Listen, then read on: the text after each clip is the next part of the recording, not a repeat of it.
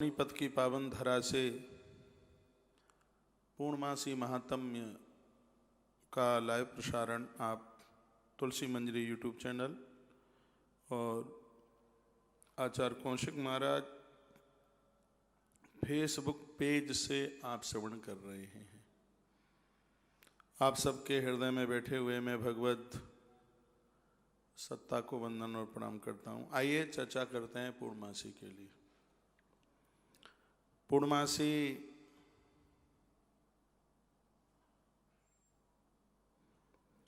अठारह तारीख को है, यानी कल की है। कल भोर में सुबह 7:15 बजे पूर्णमासी आरंभ हो रही है और परसों यानी 19 तारीख को लगभग 10 बजे तक पूर्णमासी है। पूर्णमासी का एक ऐसा व्रत है, यदि 2 दिन पूर्णिमा पड़ती है, ये तो एक ही दिन है, यदि 2 दिन पूर्णिमा पड़ती है तो प्रथम दिन की ही पूर्णमासी की जाती है, क्योंकि पूर्णिमा में रात्रि को चांद दर्शन होता है, चंद्रमा को अर्घ दिया जाता है। और इस समय हम बात कर रहे हैं मार्गशीर यानी मार्गशीर्ष अगैन के महीने की पूर्णिमा। यूँ तो हर पूर्णिमा का अपने आप में बड़ा महत्व है, लेकिन फिर भी उनमें कुछ पूर्णमासियाँ ऐसी हैं जिनका बहुत बड़ा महत्व है। तो यह अगहन मास की भी पूर्णिमा बड़ी पूर्णिमा में आती है। एक बार इसकी आप पूजन की विधि समझ लें, फिर इसकी कथा के बारे में मैं आपको बता देता हूँ। और मैं तो यह कहूँगा कि आवाज़ कम है, मैं तो यह कहूँगा कि मातृ शक्ति को, माताओं को पूर्णमासी का व्रत जरूर करना चाहिए। सुन लीजिए, द्वापर युग की बात थी। एक बार माता यशोदा ने अपने पुत्र भगवान कृष्ण को यह कहा था। उन दिनों में भगवान श्री कृष्ण द्वारका से श्री ब्रज में आए हुए थे। माँ ने बड़ा लाड़ किया, बड़ा दुलार किया। तब की बात है जब भगवान द्वारका के सम्राट बन चुके थे। तो माता यशोदा ने कृष्ण को पूछा, पुत्र यह बताइए, नारी ऐसा क्या करे जिससे उसका परिवार सकुशल रहे, परिवार में पुत्र की, पति की उम्र बढ़े, उसके लिए नारी को क्या करना चाहिए। तो परमात्मा श्री कृष्ण ने जब ये सुना तो वह अपनी माँ को कहने लगे, हे माता, परिवार की उम्र और आयु को बढ़ाने के लिए माताओं को चाहिए कि वह पूर्णिमा का व्रत करे। मातृ शक्ति के लिए इस मृत्यु लोक में पूर्णिमा का जो व्रत है वो एक किसी वरदान से कम नहीं है। परमात्मा ने इस संदर्भ में एक बड़ी सुंदर कथा सुनाई। भगवान कहते हैं, हे माँ, एक कतिका नाम की नगरी थी और वहाँ के एक राजा थे जिनका नाम था चंद्रहास। बड़े धार्मिक राजा थे। रात्रि को वह निकल जाते थे। मेरी सत्ता में, मेरे राज्य में कोई दुखी तो नहीं है। उस राजा के यहाँ बड़े धार्मिक लोग थे, बड़े अच्छे लोग थे। उसी राजा की नगरी में एक ब्राह्मण रहता था जिसका नाम था धनेश्वर। धनेश्वर नाम का ब्राह्मण पूजा पाठ करता था, भगवान को मानता था, देवी देवताओं को मानता था, सब आनंद थे। लेकिन कमी एक थी कि उसको किसी भी प्रकार की कोई संतान नहीं थी। ये कथा भगवान श्री कृष्ण, द्वारकाधीश कृष्ण अपनी माँ को ये कथा सुनाते हैं। कहते हैं, माँ, उस गांव में, उस नगर में एक याचक भिखारी मांगने को आता था और वह सबके यहाँ से भिक्षा मांगता। जैसे धनेश्वर ब्राह्मण का घर आता तो उसको छोड़ करके आगे बढ़ जाता था। ब्राह्मण लंबे समय से देख रहा था और वो दुखित भी होता था कि सबके यहाँ से भिक्षा मांगता है, लेकिन ये कभी मेरे यहाँ से भिक्षा नहीं लेता। कहा नहीं कुछ, मन में ब्राह्मण सोचता था। एक दिन की बात थी, उसने उसी याचक को, भिखारी को, गंगा के किनारे भिक्षा का अन्न पाते हुए, रोटियां खाते हुए देखा।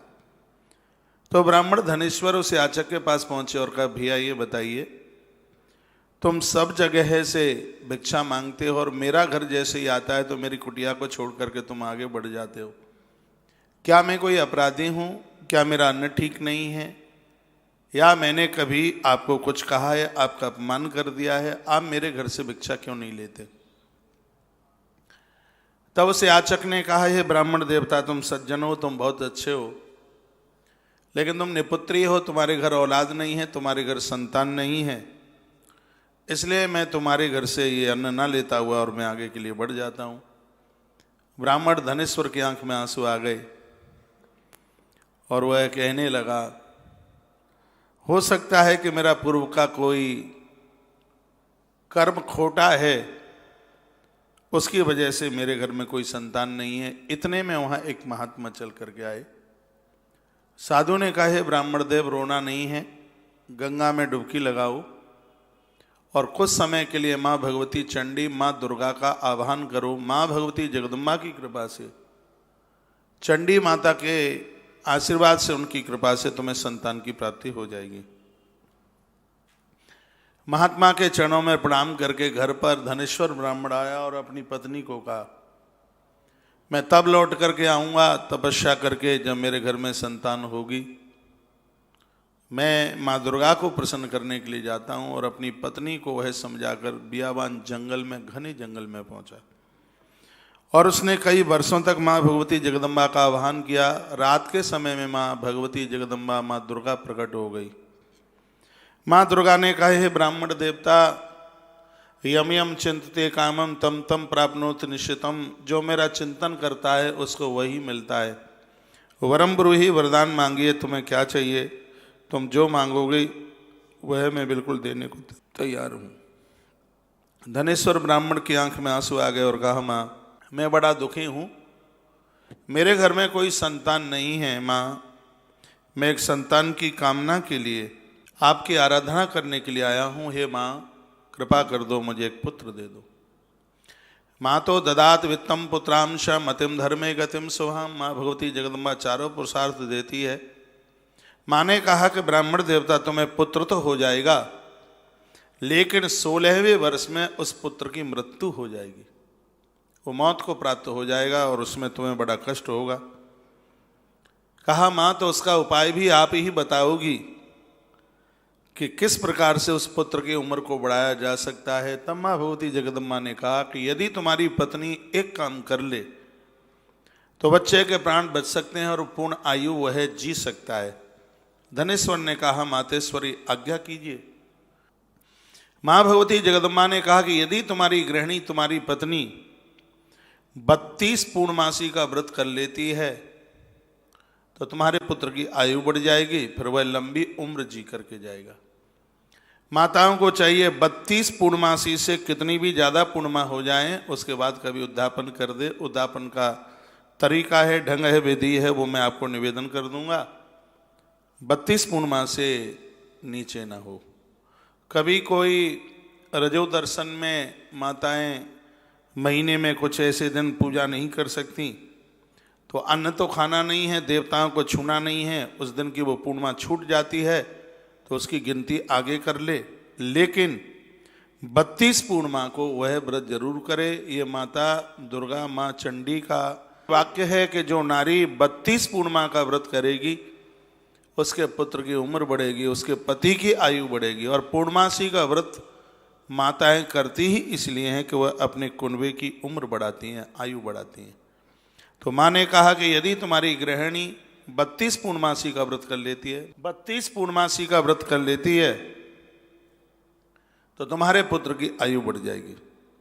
माँ के चरणों में वंदन करता हुआ, प्रणाम करता हुआ धनेश्वर नाम का ब्राह्मण अपने घर पर चल करके आया और उसने यह पूरी बात अपनी पत्नी को बताई। कहा, माँ ने कृपा करी है, माता ने दर्शन दिया है और माँ ने ऐसे ऐसे कहा है।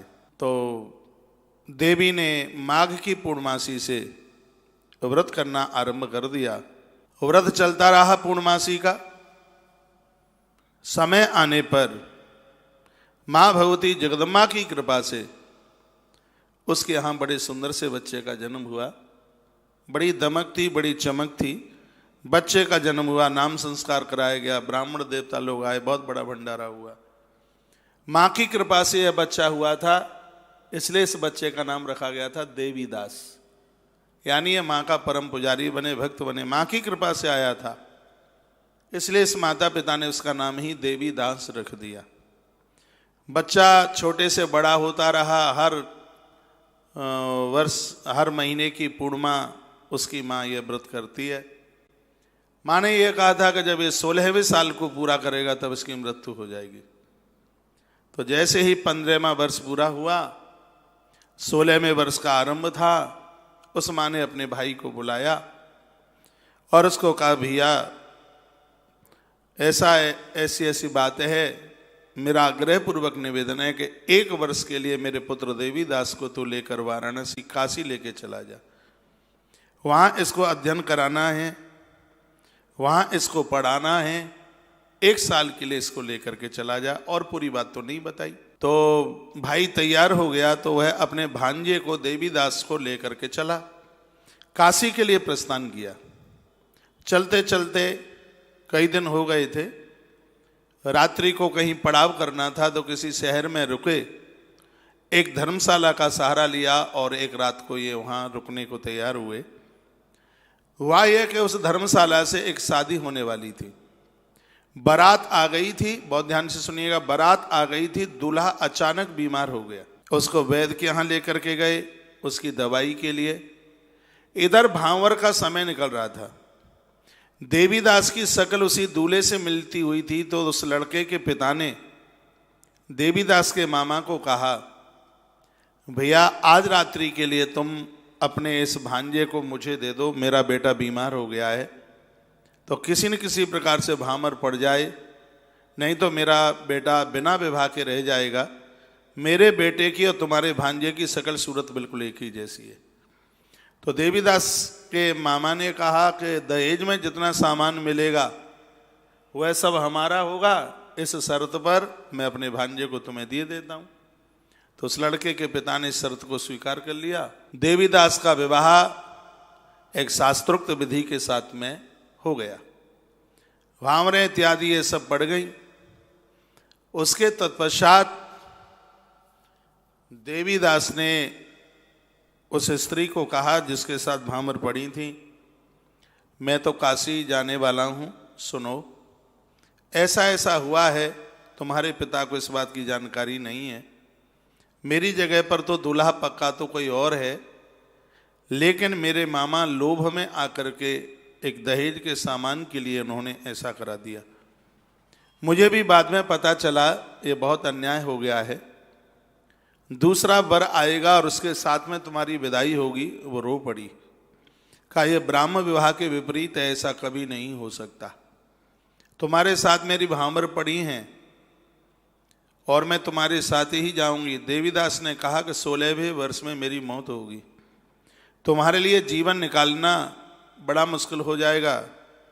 उस कन्या ने कहा, भले ही आप दुनिया छोड़कर आज चले जाएं, हम सनातनी जन हैं, भामर 1 के साथ पड़ती है, 10 के साथ नहीं, आप मुझे स्वीकार कीजिए। तब देवीदास ने अपनी अंगूठी निकाल करके उसको दी, एक पेड़ दिया, वृक्ष दिया, कहा इसको बगीचे में गाड़ देना, जब तक ये हरा भरा रहे तो समझ लेना कि मैं जिंदा हूं, यदि ये सूख जाए तो समझ लेना कि मेरी मृत्यु हो गई है, यदि मैं जीवित रहा तो मैं वायदा करता हूं कि मैं लौट करके जरूर आऊंगा।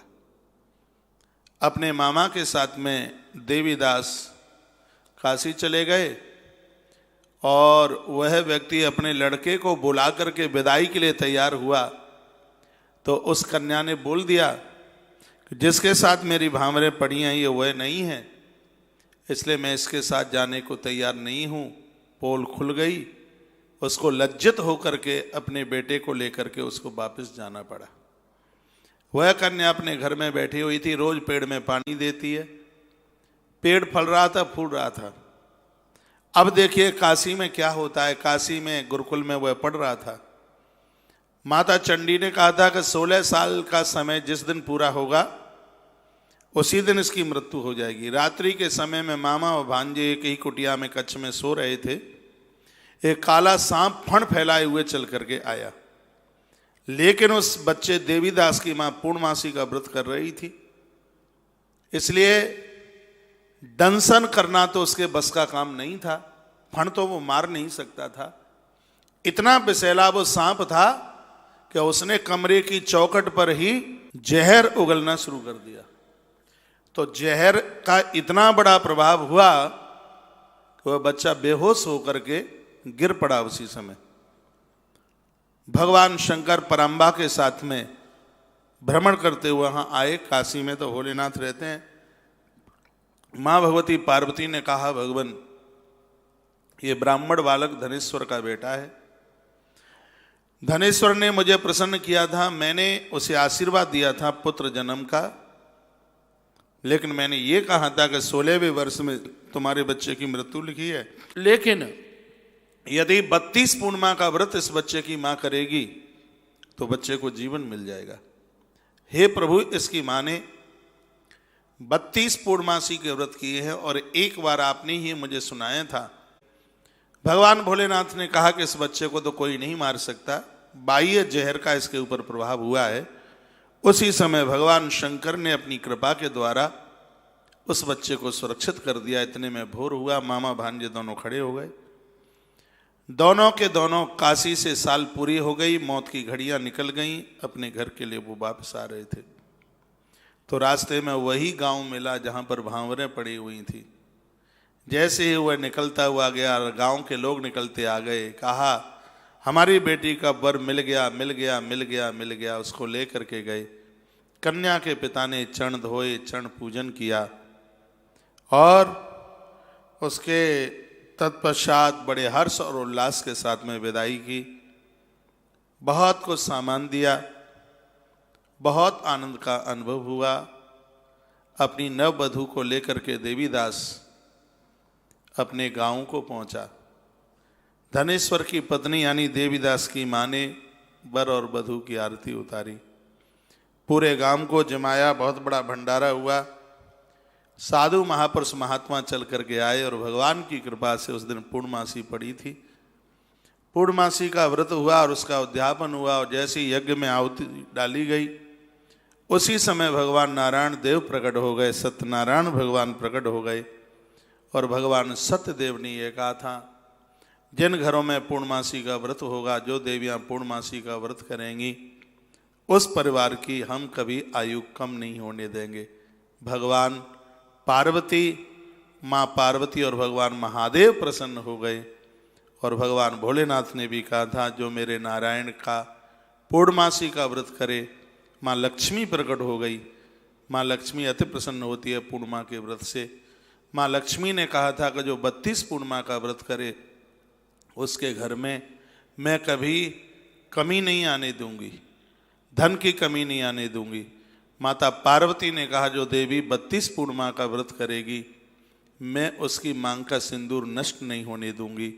भगवान महादेव ने कहा, जो देवी 32 पूर्णिमा का व्रत करेगी मैं उसके परिवार को मौत के मुंह में नहीं जाने दूंगा। और भगवान नारायण ने कहा, जो 32 पूर्णिमा का व्रत करेगा उसको मैं अपने धाम में पहुंचा दूंगा। तो मार्ग शीर्ष की ये कल पूर्णिमाएँ हैं, कल 18 तारीख है और भविष्य पुराण के अंतर्गत गाई गई इस कथा को मैंने आपके बीच में रखा है और हमें विश्वास है यह पूर्णमासी की व्रत कथा आपके जरूर गले उतरी होगी। थोड़ी मैं इसकी पूजा की विधि बता देता हूँ। इस पूर्णमासी के दिन केले के पत्तों का एक मंडप टाइप का बनाना, उसमें शिव पार्वती को बिठाना, लक्ष्मी नारायण को बिठाना, भगवान गणेश की उसमें पूजा करना। सबसे पहले गणेश जी को पूज करके फिर लक्ष्मी नारायण भगवान, फिर शिव पार्वती की पूजा करें। और पूजा की सामग्री वही साधारण सी है जो हमने पूर्व में कई बार आपके बीच में बताया। इसमें बतासा लिया जाता है, पंजीरी ली जाती है। इसमें जो मैंने अभी आपको बताई है ये पूर्णमासी की इसमें कथा सुनी जाती है। पंचामृत से भगवान को स्नान कराया जाता है। आम की लकड़ियों के द्वारा हवन किया जाता है, यज्ञ किया जाता है और इसमें व्रत किया जाता है। रात्रि को चंद्र देवता को अर्घ दिया जाता है। इसमें अर्घ दिया जाता है चंद्रमा को। रात्रि को खीर बना करके रखी जाती है, जैसे सद पूर्णिमा को रात को खीर बना के रखी जाती है, ऐसे ही इस पूर्णमासी को रात्रि को खीर बना करके रखी जाती है। सुबह घर के लोग उसको नहा धो करके प्रसाद के रूप में लेते हैं। इससे परिवार की, खानदान की आरोग्यता बढ़ती है, आयु बढ़ती है, उम्र बढ़ती है और घर में आनंद ही आनंद होता है। तो यह है पूर्णिमा की कथा मैंने आपके बीच में रखी। आपको बिल्कुल ठीक लगी होगी, अच्छी लगी होगी। कल आने वाली पूर्णिमा अगन मास की पूर्णिमा आप सब भक्तों के लिए शुभकारी हो, मंगलमय हो।